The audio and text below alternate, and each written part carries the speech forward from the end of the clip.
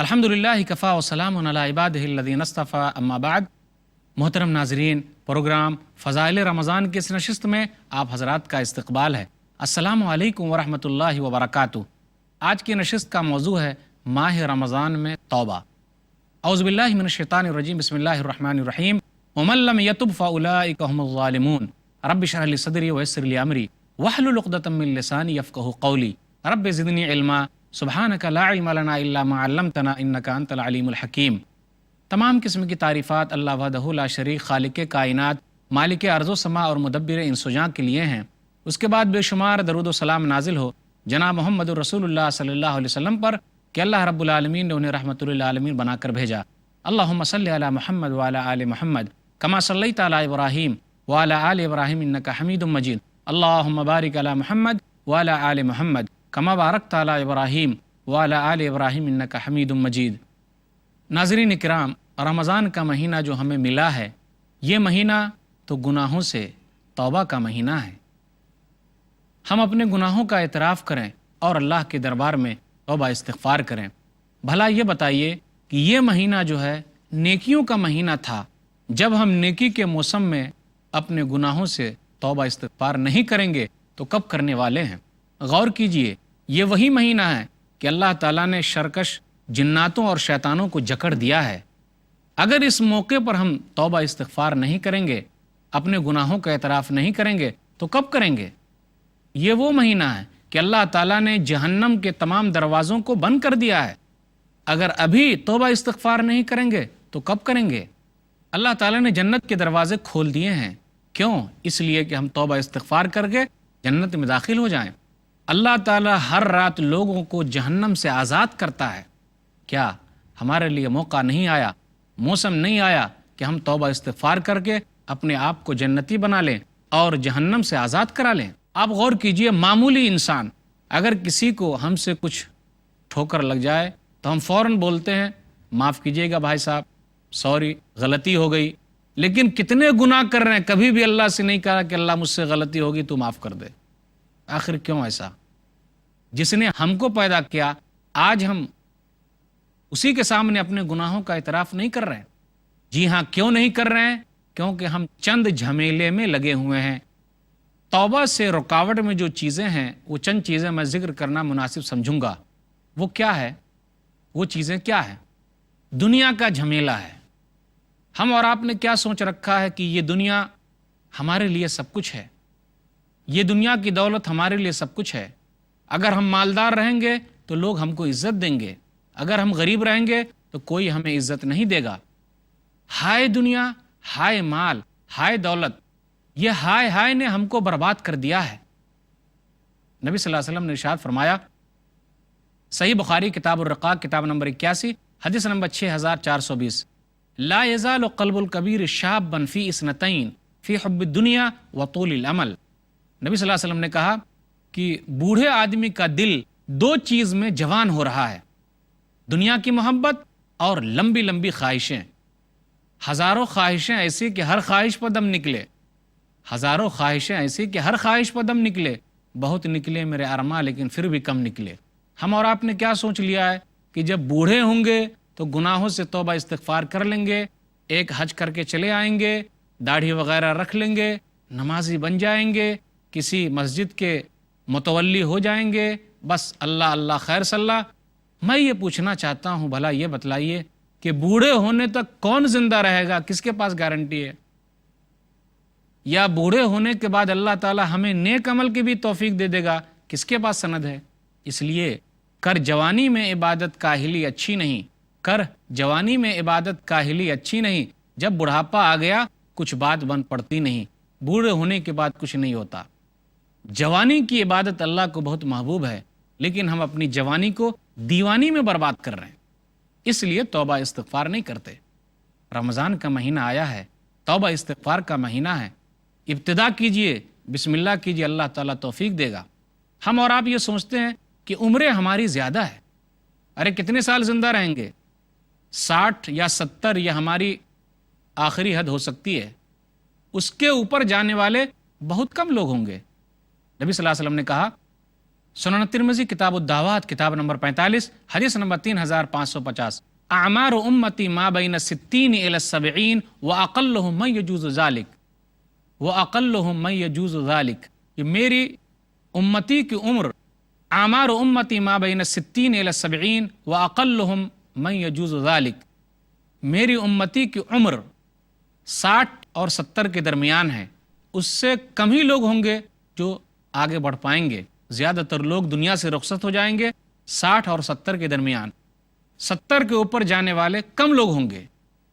افسوس کی بات ہے کہ نہیں ہے، وہ دنیا جہاں ہم اور آپ کو جانا ہے، وہ منزل جہاں ہماری آخری منزل ہے، ہم تو مسافر ہیں، بس چند دن کے لیے یہاں آئے ہیں اور چلے جائیں گے۔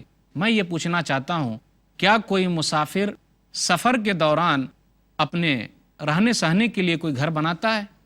نہیں بناتا، وہ رواں دواں ہو جاتا ہے، کہیں آرام کر لیتا ہے۔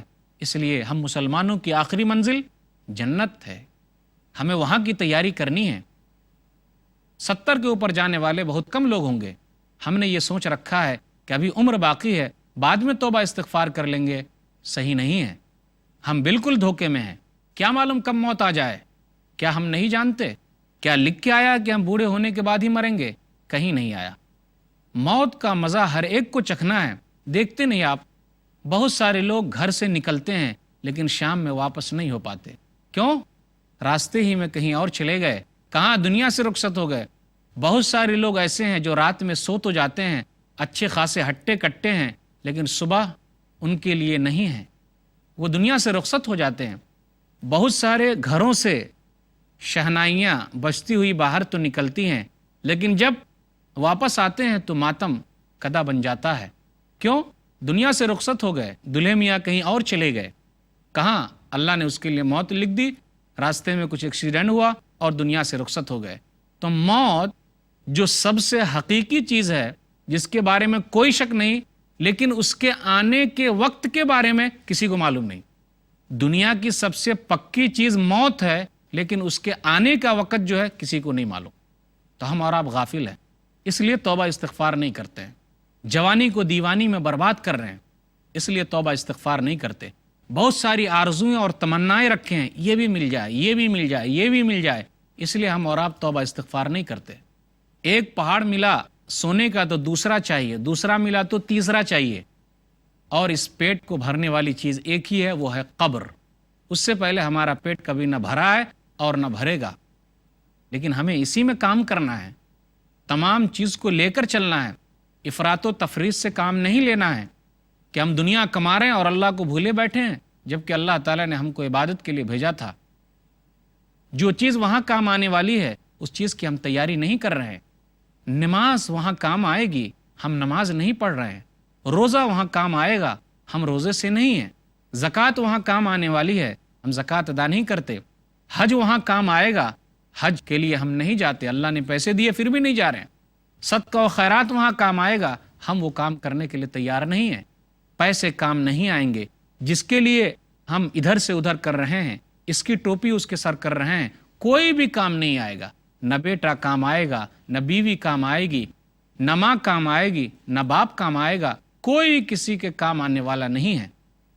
اتنا سب کچھ جاننے کے باوجود بھی ہم توبہ استغفار نہیں کرتے۔ یہ چیزیں رکاوٹ ہے توبہ استغفار سے۔ اور جو آدمی توبہ استغفار نہیں کرتا، اپنے گناہوں کو نہیں چھوڑتا، گناہوں سے معافی نہیں مانگتا، تو وہ ظالم آدمی ہے۔ اللہ نے کہا سورہ حجرات سورہ نمبر 49 آیت نمبر 11، وَمَن لَّمْ يَتُبْ فَأُولَٰئِكَ هُمُ الظَّالِمُونَ، کہ جس نے توبہ استغفار نہیں کیا وہ لوگ ظالم لوگ ہیں۔ عقل مند کون ہے؟ نبی صلی اللہ علیہ وسلم نے ارشاد فرمایا، سنن ابن ماجہ کتاب الزہد کتاب نمبر 37 حدیث نمبر 4259، نبی صلی اللہ علیہ وسلم سے پوچھا گیا کہ عقل مند کون ہے؟ تو آپ صلی اللہ علیہ وسلم نے کہا، اکثرهم للموت ذکرا واحسنهم لما بعده استعدادا اولئک الاکیاس۔ نبی نے کہا عقل مند وہ ہے جو موت کو بہت زیادہ یاد رکھے اور موت کے بعد کی تیاری کرے۔ غور کیجئے، جب ہم اور آپ قبر میں ہوں گے وہاں کوئی نہ ہوگا، ساتھ میں کون چیز جانے والی ہے؟ قبر میں نماز ہے، روزہ ہے، زکوٰۃ ہے، حج ہے، صدقہ و خیرات ہے، یہ تمام نیکیاں ہیں، توبہ استغفار ہے، یہ چیز ہمارے ساتھ جائے گی۔ تو عقل مند کون ہے؟ جو اس چیزوں کو ساتھ میں لے کر جائے۔ کیا روپیے پیسے ہمارے ساتھ جائیں گے؟ کبھی نہیں، ہرگز نہیں۔ کیا کسی کے ساتھ گیا ہے؟ نہیں۔ تو سب سے بڑا بیوقوف وہ ہے جو ان چیزوں کو لے رہا ہے اور ان چیزوں کے پیچھے پڑا ہوا ہے جو اس کے ساتھ جانے والی نہیں ہے، اور سب سے بڑا عقل مند وہ ہے جو اس چیزوں کے پیچھے پڑا ہوا ہے جو چیز اس کے ساتھ جائے گی۔ اس لیے عقل مند وہ ہے جو موت کو زیادہ یاد رکھے اور موت کی بات کی تیاری کرے۔ تیاری کرنے کا زمانہ یہی ہے۔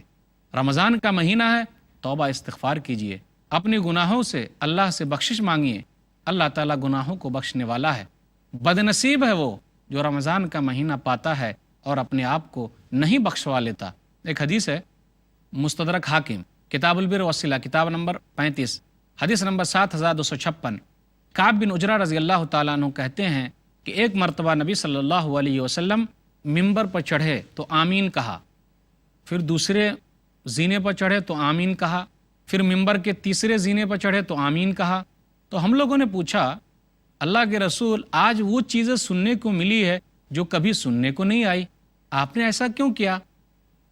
تو رسول اللہ صلی اللہ علیہ وسلم نے ارشاد فرمایا، جبریل امین میرے پاس آئے اور کہا، بعدن لمن ادرک رمضان فلم یغفر لہ، ہلاکت و بربادی ہے اس کے لیے جو رمضان کا مہینہ پایا اور اپنے آپ کو نہیں بخشوا سکا، اس سے بڑا بدنصیب کوئی نہیں ہے۔ تو نبی صلی اللہ علیہ وسلم کہتے ہیں، میں نے کہا آمین، کہ اے اللہ تو اس بد دعا کو اس آدمی کے حق میں قبول کر لے۔ توبہ استغفار کا مہینہ ہم کو ملا لیکن ہم نے اپنے لیے کچھ نہیں کیا، تو ہم سے بڑا بدنصیب کون ہو سکتا ہے؟ کوئی بھی نہیں ہو سکتا۔ توبہ استغفار کی بڑی فضیلت ہے۔ بہترین خطا کار گناہ کرنے والے وہ ہیں جو توبہ استغفار کرتے ہیں۔ اللہ تعالیٰ نے نیک لوگوں کی تعریف کی ہے۔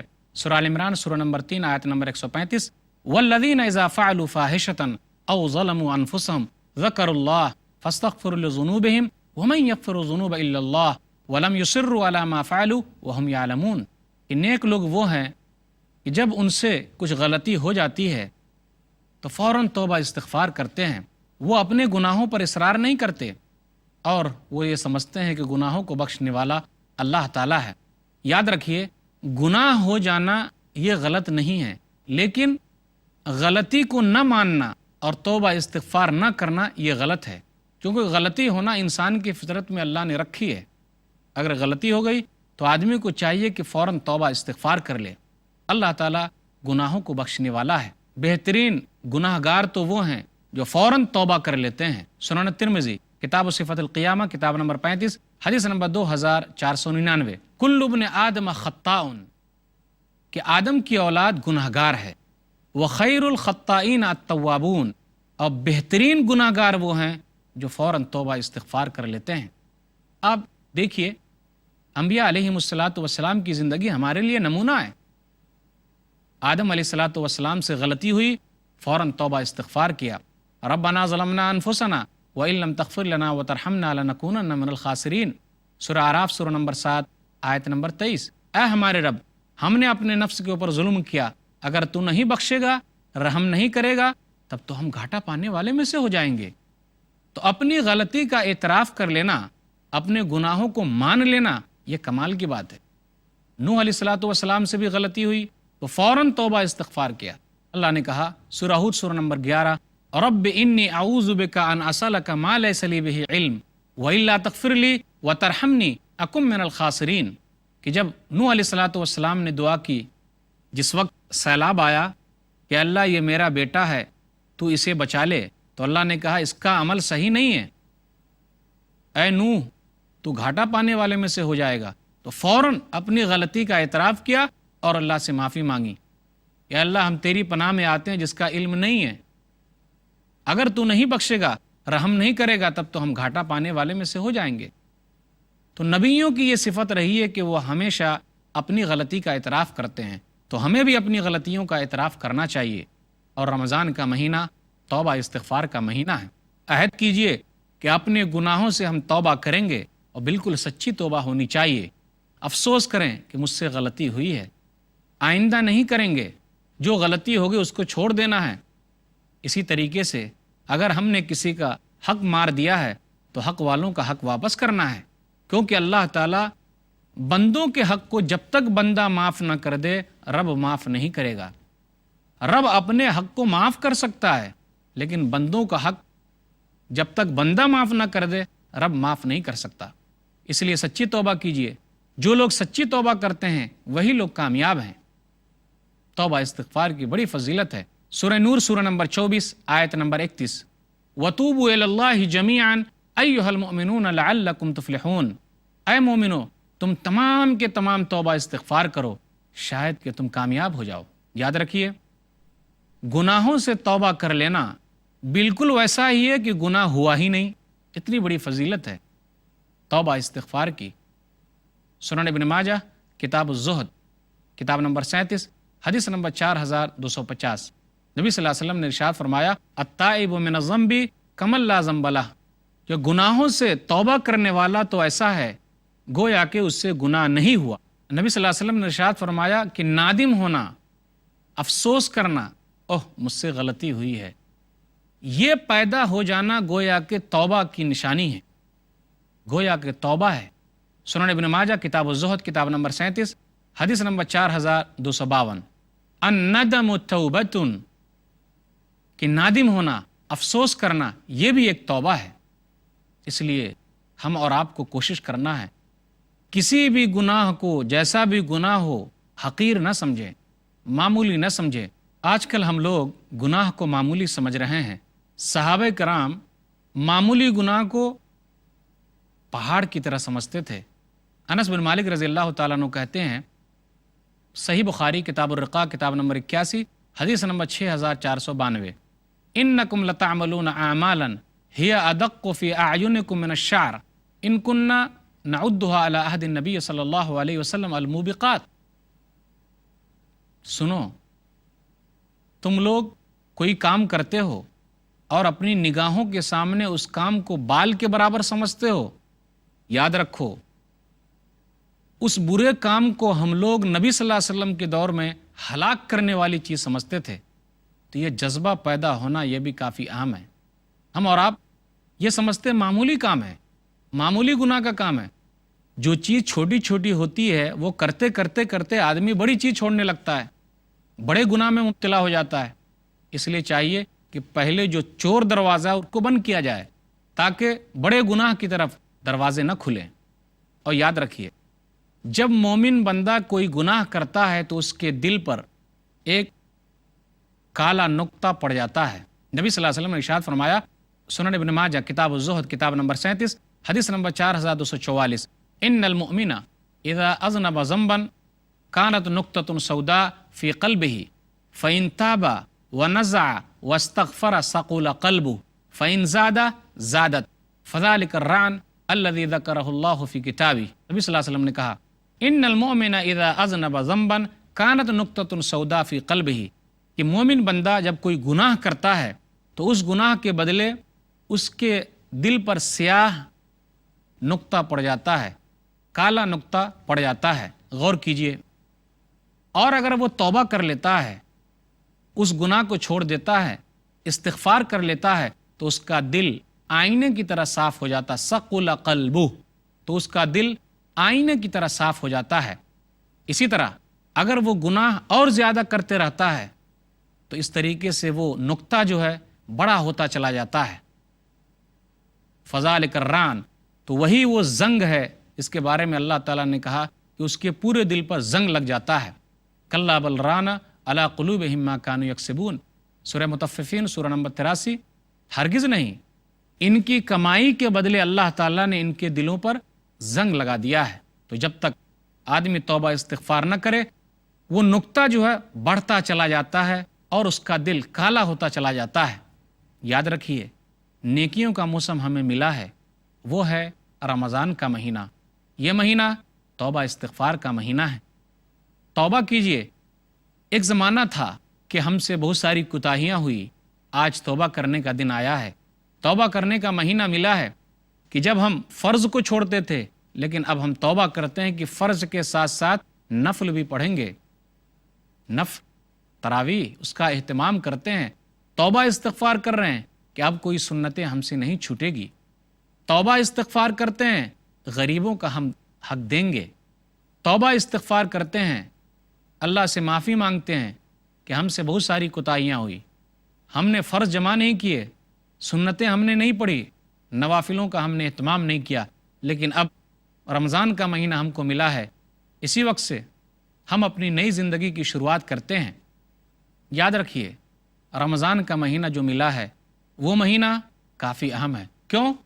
شرکش شیطانوں کو تو بند کر دیا گیا، تو جب شرکش شیطان بند ہو گئے تب ہم توبہ نہیں کر رہے ہیں، تو کیا جب کھل جائیں گے تب توبہ کریں گے؟ اسی طرح جب جہنم کے دروازے بند ہو گئے اور جنت کے دروازے کھل گئے اس وقت ہم توبہ نہیں کرتے ہیں، تو کیا جب جہنم کے دروازے کھل جائیں گے تب توبہ کریں گے؟ ایسا نہیں ہو سکتا نا۔ اسی طرح نیکیوں کا زمانہ ہے، سب لوگ نیکیاں کر رہے ہیں، تو ہمارے اندر بھی شوق پیدا ہونا چاہیے کہ ہم نیکیاں کریں۔ جب لوگ نیکی کرنے میں کمی کرنے لگیں گے تو کیا اس وقت ہم توبہ استغفار کریں گے؟ ہاں، توبہ استغفار کے لیے تو دروازے ہمیشہ کھلے ہوئے ہیں، کہ آدمی کبھی بھی توبہ کر سکتا ہے، اپنے گناہوں کی معافی مانگ سکتا ہے، لیکن رمضان کا مہینہ نیکیوں کا مہینہ ہے۔